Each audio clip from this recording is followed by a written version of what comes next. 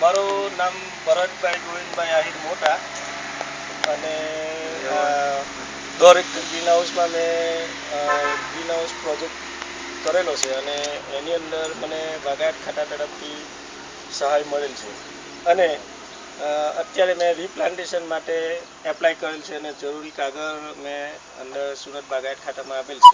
શાનું plantation છે? ગુલાબ rose plantation મેં કરેલું છે. બરાબર, બીજું કંઈ નથી, પતી ગયું.